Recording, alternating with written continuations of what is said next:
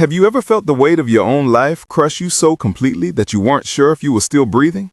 That your own husband saw you not as a partner, but as trash, a problem to be disciplined? I saw the hate in his eyes the moment he raised his hand. But what he did next was worse than any slap. He didn't just break my body. He broke the one thing I had left in the world, my cello. The wood splintered like the bones of a beautiful bird, a sound that was the death knell for my sanity. My husband, Blake Morrow, had just committed the ultimate act of cruelty. Think about your passion, the one thing you hold sacred. Now imagine someone taking a hammer to it, simply because your joy made them feel small. Have you ever been told your dreams were worthless? Have you ever had to survive the relentless campaign of a monster who was supposed to be your safe harbor? Blake wasn't abusive in the ways the world understood. He was an emotional terrorist. He had choked my music, my art, and my voice until I was a ghost haunting my own luxurious prison. He treated me like trash because to him, the only thing of value I possessed was my compliance. But what happens when that broken trash, that silent victim, finds the courage to run? What happens when a man built of quiet power and unfathomable wealth steps into the darkness, hears the symphony of your pain, and refuses to let you be silenced? Keep watching, because the story of my escape, my reclamation, and the ultimate perfect revenge is just beginning. That night, with the fractured body of my cello lying on the floor of our cramped Asheville apartment, I finally ran. I took nothing but the clothes on my back and a hollowed-out feeling in my chest where my music used to be. My husband had just smashed the one thing I loved more than life itself, simply because I had accepted a 20-minute set at a local cafe. He saw my success as his failure. I walked the streets for hours until I stumbled into the Midnight Muse, a smoky, forgotten blues bar. The air was thick with desperation and cheap bourbon. The owner, a weary man named Sal, saw the haunted look in my eyes and pointed me toward a battered upright piano in a dark corner. I wasn't playing for an audience. I was playing to keep myself from disappearing entirely. It was a raw, heartbreaking piece, a confession of loss and a faint, flickering ember of hope. Then he appeared. He sat in the darkest booth, a presence built of quiet power. He wasn't loud or flashy. His wealth was an atmosphere around him, tailored charcoal wool and stillness. Julian Croft. When I finished, he walked over, his intensity unnerving. His eyes, a deep, piercing gray, seemed to look past the surface and straight into the wound in my soul. "It's unfinished," he said, his voice a low baritone. "The final movement is missing. The part where she finds her way out of the dark." His understanding was a shock. It felt like he'd read the musical score of my life. "I haven't found it yet," I whispered. He placed the black business card on the piano. "Julian Croft. I have a place where you might be able to. A sanctuary. And a Bosendorf grand that hasn't been played in years." Before we dive into the breathtaking reality of my new life, ask yourself, if you were this close to the edge, would you take the hand of a stranger, a billionaire offering you an escape? Hit that subscribe button and join us. Trust me, the revenge in this story is more satisfying than you can imagine. The Sanctuary and the Seed of Desire. The Sanctuary was a testament to stark, clean power. A modernist structure of glass and stone high in the Blue Ridge Mountains. It felt like it existed outside of Blake's petty and venomous world. Julian was true to his word. He was a ghost. He led me to the soundproofed music room, a cathedral of sound with a magnificent, untouched black Bosendorf grand at its center. Then he retreated, giving me space, respecting the fragile territory of my trauma. For a week, I circled the piano. I was afraid to touch it, afraid of the silence I might break. The grief for my cello, for my stolen dreams, was a heavy, suffocating weight. Finally, on a rainy afternoon with the mist driving the glass walls in gray, I sat down. I didn't play my half-finished symphony. I played chaos. A raw, dissonant scream of notes, a musical tantrum that held all my rage and pain. I played until my fingers were raw and my body shook with exhaustion, collapsing on the cool ivory keys. The door opened. Julian stood there, not in judgment, but holding 2 glasses of whiskey. He walked over, silent, and slid a glass into my trembling hand before sitting on the bench beside me. "That's a start," he said softly. "Not, 'Are you okay?' but a recognition of the fight I was putting up." That moment was the pivot. We started talking, first about music structure, then about the architects who built this house, and finally about the wreckage of our own lives. He told me about the overwhelming noise of the digital empire he'd built and how it had blinded him to anything real. I told him about the slow, insidious way Blake had eroded my self-worth, convincing me my dreams were just cute little hobbies. Understand this, our connection wasn't built on desperate lust. It was forged in shared reverence for beauty and deep mutual respect. That's the difference between a fling and forever. He wasn't trying to save me. He was giving me the space and the permission to save myself. The desire grew in the spaces between notes. He showed me a complex piece of sheet music one evening. As our fingers brushed, holding the delicate page, a current, a shock of warmth, snapped between us. It was a jolt of connection that bypassed the mind and hit the very core of my being. I didn't flinch. I let the touch linger, savoring the terrifying, exhilarating reality that I was still capable of generating heat. He pulled his hand away, his eyes locking in mine. That's when I saw it, the recognition of fire. He knew, and I knew, that we were irrevocably lost to one another. We were working late, trying to map the structure for the symphony's second movement, the passage of quiet strength in rebuilding. "It needs a counter-melody," Julian murmured from the doorway. "Something to support it, a harmony." He crossed the room and sat beside me, his thigh pressing against mine, a subtle, firm warmth. He began to play, his strong, capable hands moving with surprising grace, weaving an elegant, supportive harmony beneath my melody. The 2 pieces of music intertwined, becoming something exponentially more beautiful than either part alone. It wasn't just music.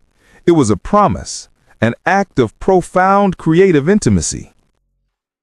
I stopped playing, my body trembling with emotion. He turned to me, his gray eyes dark, an emotion too powerful for silence radiating between us. He didn't speak. The time for words was over. The fusion, art and intimacy. He leaned in, capturing my mouth with his. This kiss was nothing like the hurried, cold transactions of my marriage. It was a gentle yet authoritative declaration of possession, not ownership, but claim. It was a claim over my heart, my pain, and my future.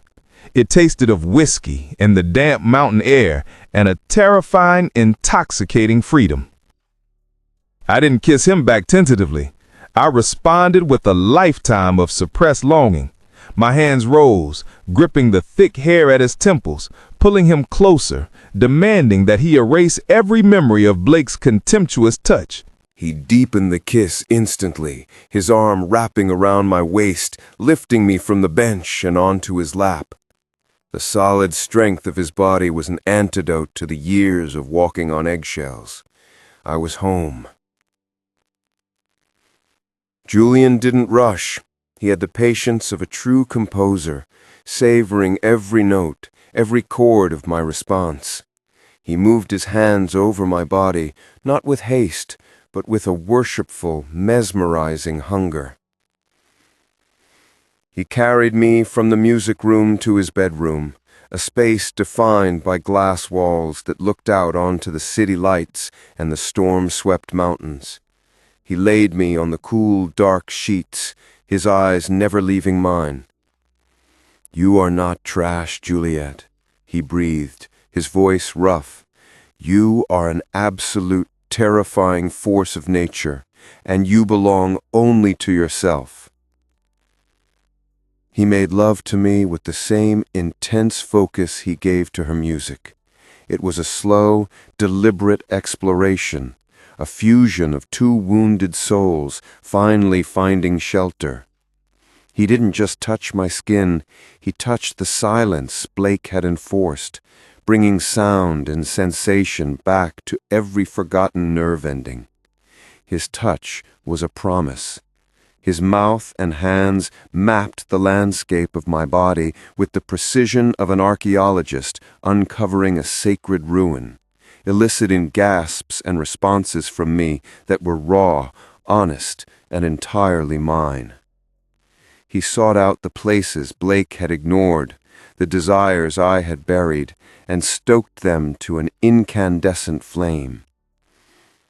When our bodies finally aligned, it was the culmination of weeks of emotional tension, a devastatingly tender yet powerfully physical act of anchoring.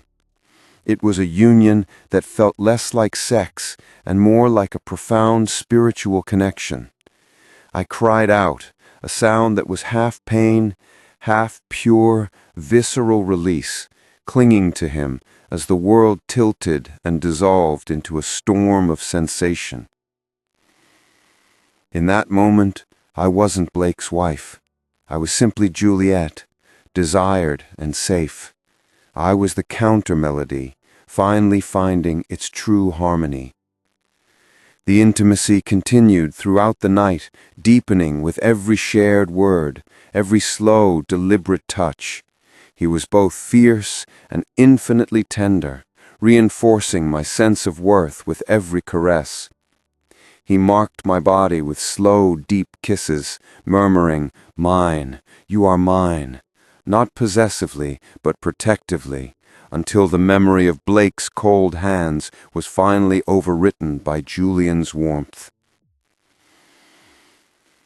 I slept a true, dreamless sleep for the first time in years, waking in the arms of the man who had given me the courage to breathe again.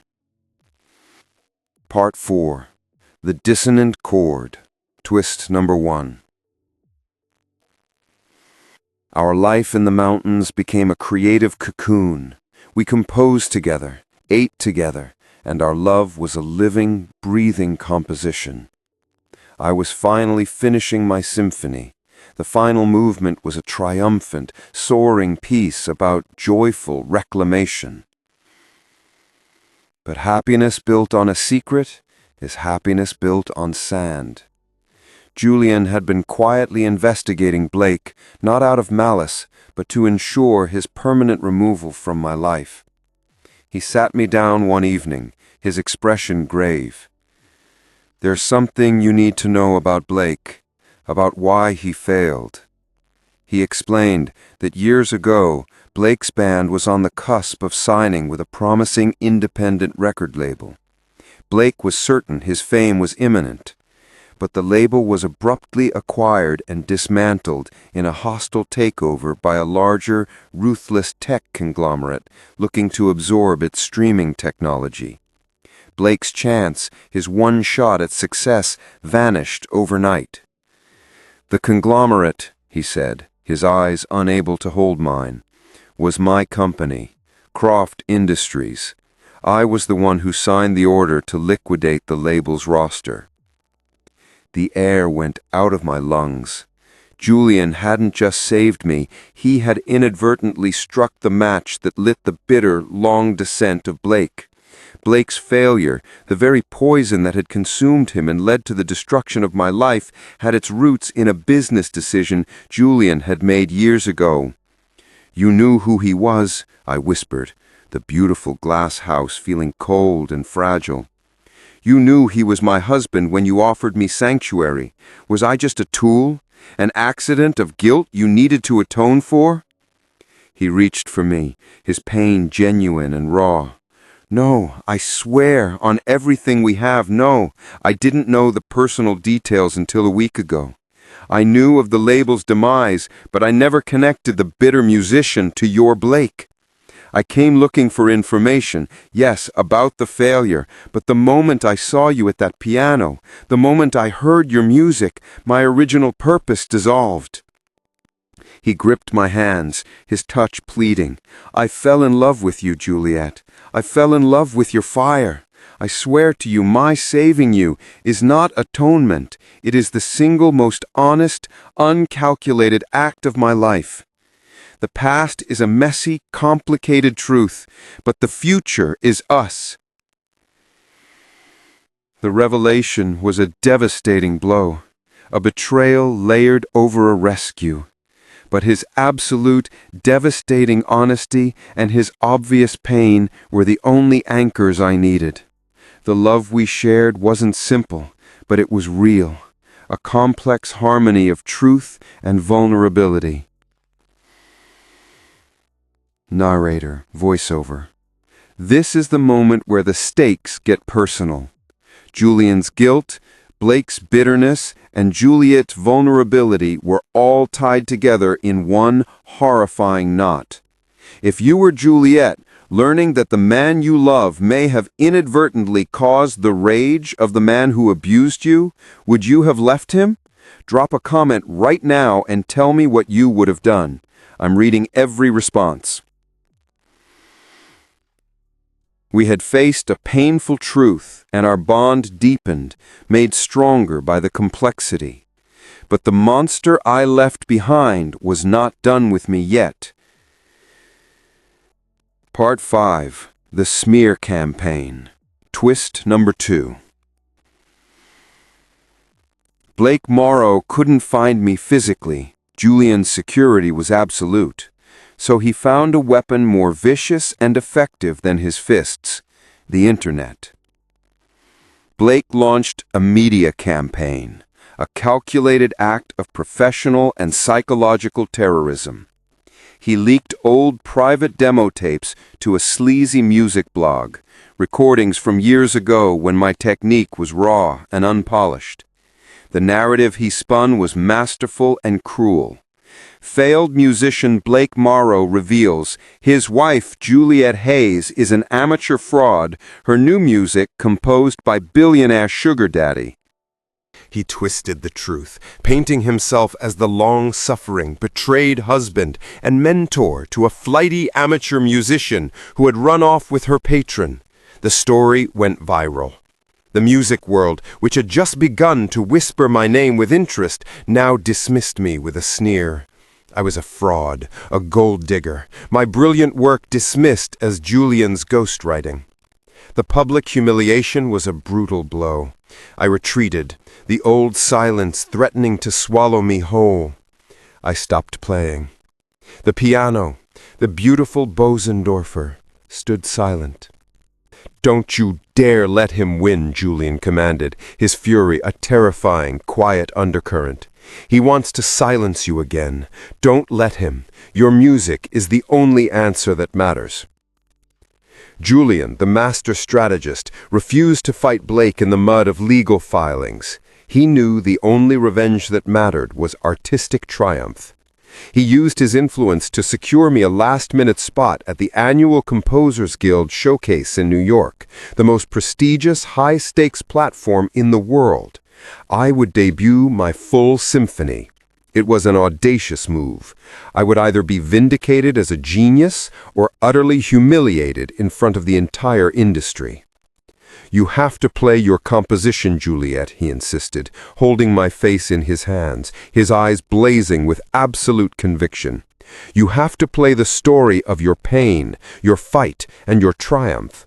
Your art is your weapon. It is your revenge."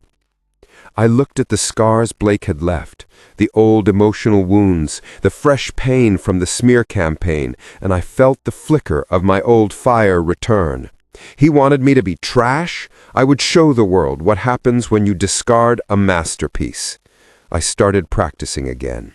I stopped playing pretty notes. I played rage. I played resilience. I played the final, perfect crescendo of my life. The night of the performance, the concert hall was buzzing. Critics, journalists, and even Blake Morrow himself sat in the third row, a picture of smug anticipation. He had come to watch me crash and burn. I walked onto the stage not in a flashy designer gown, but in a simple, elegant black dress. I sat not at the piano, but with a cello, a magnificent antique instrument Julian had quietly sourced for me, replacing the one Blake had destroyed. It was a visual symbol of my reclamation. I didn't look at the audience. I looked at the dark wood of the instrument, and I began to play. The first movement was the music Julian had heard in that smoky bar, the sound of a woman trapped and broken. The authenticity of the pain was so raw, so intense that the hall fell into a stunned, absolute silence.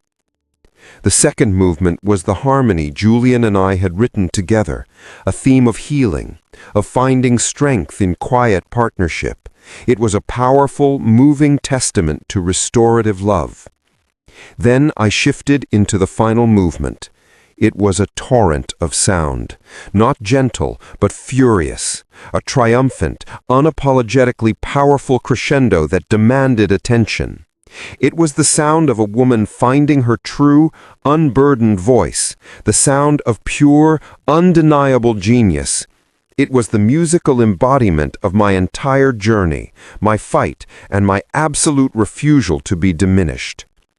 When the final, magnificent note faded, I held the bow suspended for one long, silent moment. I looked directly at Blake. His face was ashen, the smugness completely replaced by the slack-jawed shock of a man who had just witnessed the full, untamable power of the woman he thought he owned. He had been rendered utterly, humiliatingly irrelevant by my talent. Then the applause began. It was a wave, a torrent, a deafening roar of vindication. I stood, bowed, and walked off the stage straight into Julian's arms. I knew it, Juliet, his body trembling with pride. You defeated him with your truth, Juliet. The fallout was swift. The music industry realized they had been played by a bitter man. The story of my genius eclipsed Blake's lies. The true revenge wasn't in taking his money or his freedom. It was in the sheer, undeniable magnitude of my success. Months later, we established the Muse Project, a foundation to provide resources and safe havens for artists escaping abusive situations. Our love story was complete. One evening, I was composing at the piano, a new, joyful melody filling the mountain air. Julian came to stand behind me, his arms wrapping around me, his hands resting on my abdomen. "It needs a new part," he murmured, his lips against my temple. "A harmony for three." I leaned back against his chest, placing my hands over his. The silence I once feared was now filled with love, with music, and with the quiet, rhythmic promise of the new life growing inside me. Narrator, voiceover. Remember this: the monster who tried to control you can only hurt you if you allow his voice to become your own. True revenge isn't about hurting them back. It's about building a life so beautiful and so authentically you that their toxic influence simply fades away. I was broken. I was treated like trash. But one day, I met a billionaire who didn't just save me. He helped me find the music to destroy my past. If Juliet's story of reclaiming her life and her art resonated with you, show us some love. Like this video, share it with someone who needs to hear this message, and most importantly, subscribe to Revenge with Nachi for more compelling stories of triumph and ultimate payback. What is your biggest dream? Let me know in the comments below.